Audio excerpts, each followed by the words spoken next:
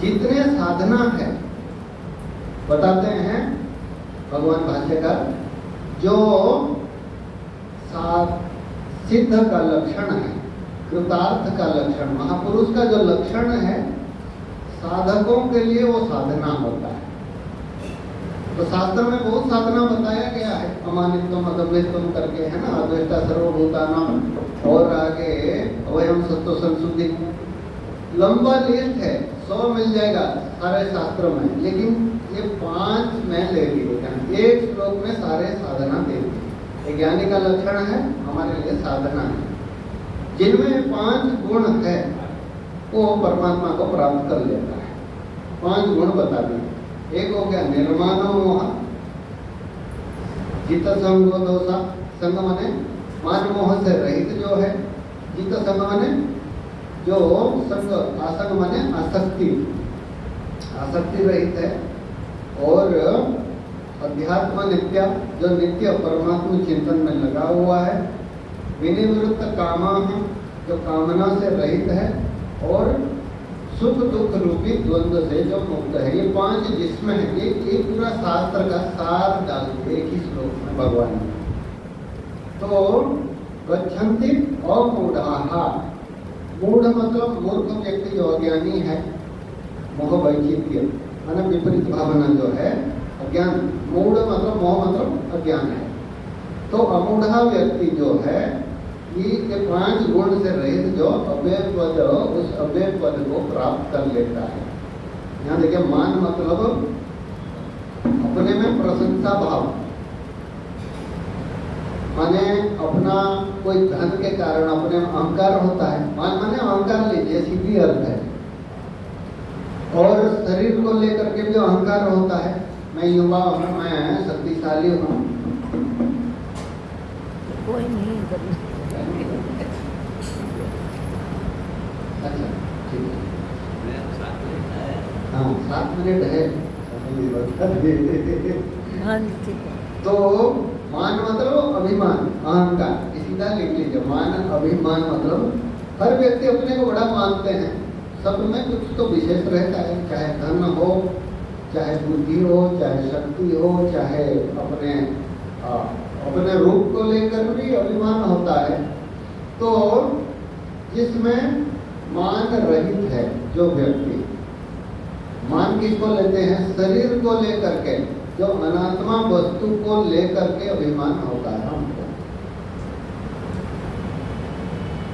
चाहे धन हो, चाहे, देखिए स्वाभाविक ये हमारे साथ कोई संपर्क नहीं है, अनात्मा में आत्मबुद्धि कर लेते हैं। तो कोई व्यक्ति आकर के हमारा प्रशंसा करता है, साड़ी, आपकी साड़ी बहुत अच्छा है, बोलते हैं, हम थैंक यू बोलते हैं, तो साड़ी की प्रशंसा किया, हमारा क्या मतलब है उससे, धन्यवाद देते हैं ना, आपका कपड़ा बहुत बढ़िया है, बोलते थैंक यू बोलते हैं। साड़ी को प्रशंसा किया, हमारा क्या मतलब है। कोई महाराज आप तो बहुत धनवान है, बोलते धन को प्रशंसा कर रहा है, हमारा थोड़ी प्रशंसा कर रहा है। धन चला जाएगा तो वही व्यक्ति हमको प्रशंसा करेगा नहीं। बड़े होटल में जाते हैं ना, जब सैल्यूट मारते हैं लोग यहाँ से वहां तक, अब जब पैसा खत्म हो जाएगा वही लोग उठा के फेंक देते हैं आपको रास्ते पर, वही आदमी जो सलाम मार रहा है, तो हमको सलाम नहीं मारता है, हमारा धन को सलाम मारता है।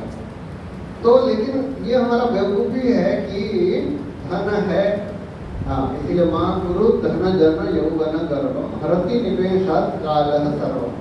तो मान जो है ये मूर्खता है, तो मान रहित है। महापुरुष जो है शरीर से लेकर के अहंकार तक, बुद्धि भी देखा हूँ, बड़े बड़े बुद्धिमान व्यक्ति हैं जो मतलब जब उम्र होती है ना, स्मरण शक्ति भी चली जाती है, स्मरण शक्ति भी भूल जाते हैं, सारा शास्त्र याद किए होते हैं, पूरा कंठस्थ होता है, कुछ दिन बाद भूल जाते हैं। तो चाहे बुद्धि हो, ज्ञान हो, शरीर का जो बुद्धि का शक्ति भी हो, चाहे शरीर का शक्ति हो, चाहे बाहर का संपत्ति हो, वो तो हम नहीं है। अनात्मा में आत्मबुद्धि जो होता है मान है। मोह मतलब अज्ञान है, अज्ञान है।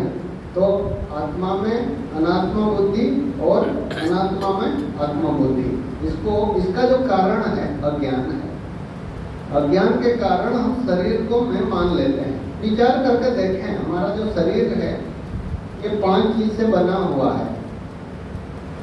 मान लीजिए कोई व्यक्ति 100 किलो है, 100 किलो में से 70 किलो पानी है हमारे शरीर में। जल देवता है, वरुण देवता का माल है। और इसमें पृथ्वी है, मिट्टी जो है 3.5 किलो की मिट्टी है हमारे शरीर में।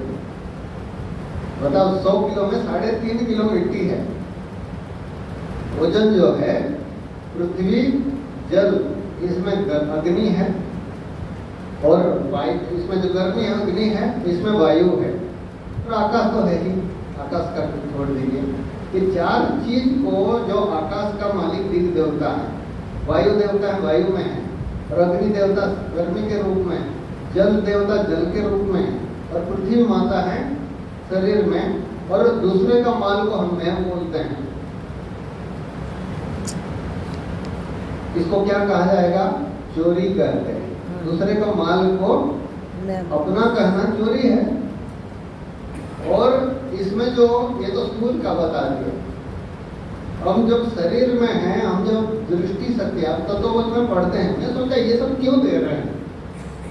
जब हम देखते हैं ना, दृष्टि शक्ति जो है सूर्य भगवान की कृपा से हम देख रहे हैं, और जो ठंडा गर्म अनुभव कर रहे हैं वायु देवता की कृपा से। वो चला जाएगा तो पता नहीं रहेगा। शब्द सुनते हैं दिव्य देवता दिक्पालों की कृपा से, शब्द, स्पर्श, रूप, रस जो स्वाद लेते हैं वरुण देवता की कृपा से। जीभ से पानी चला जाए तो वो स्वाद नहीं आएगा। रस और गंध लेते हैं दोनों अश्विनी कुमार, दोनों भाइयों की कृपा से। शब्द, स्पर्श, रूप, रस, गंध हो गया, 5 ज्ञानेंद्रिय हो गया, 5 कर्मेंद्रिय। वाक जो वाणी बोलते हैं अग्नि देवता की कृपा से।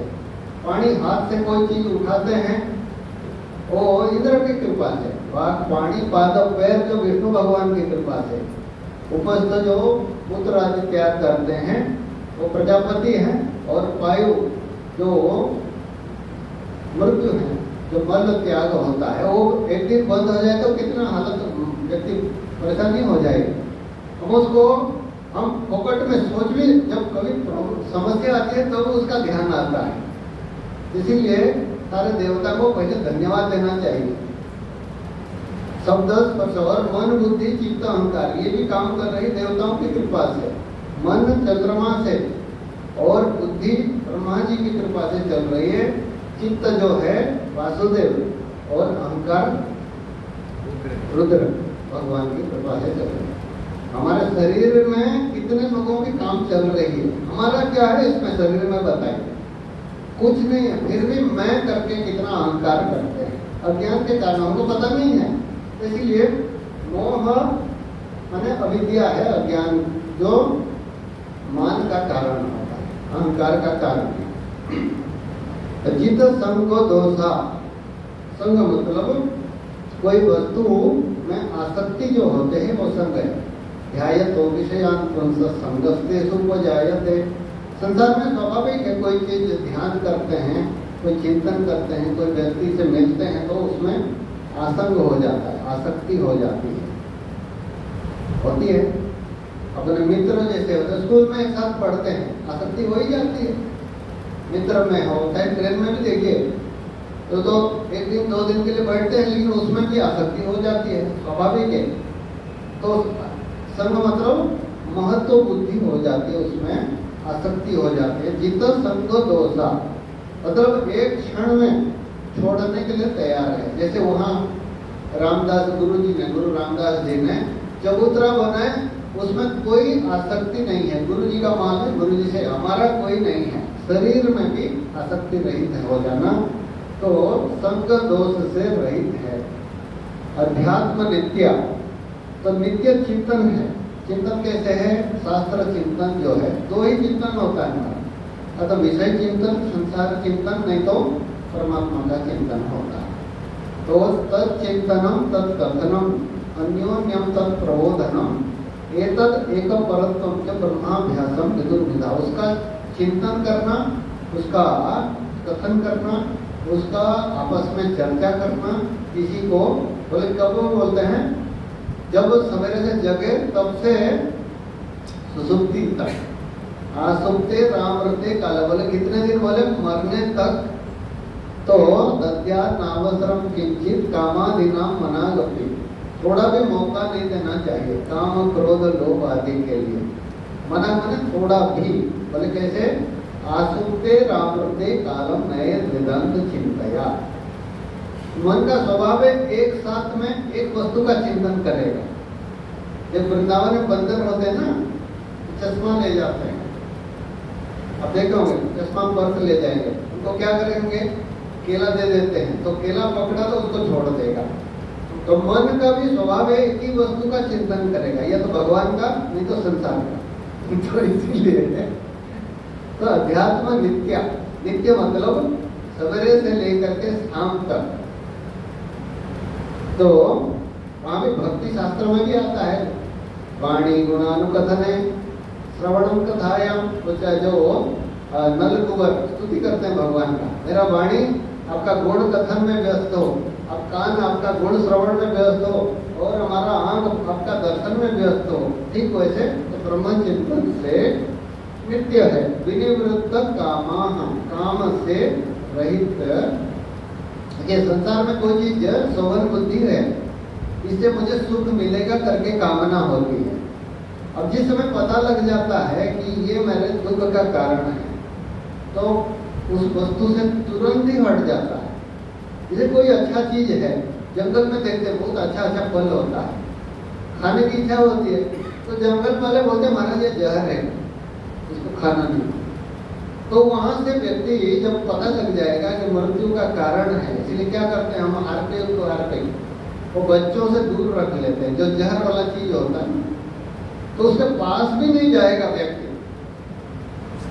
तो जिस चीज को हम संसार का सुख का साधन मानते हैं, वो दुख का ही साधन है। भगवान खुद बोलते हैं यही संस्पर सजा भोगा दुख एवते बोलते हैं। एवं माने दुख ही है बोलते हैं, दुख का कारण ही है।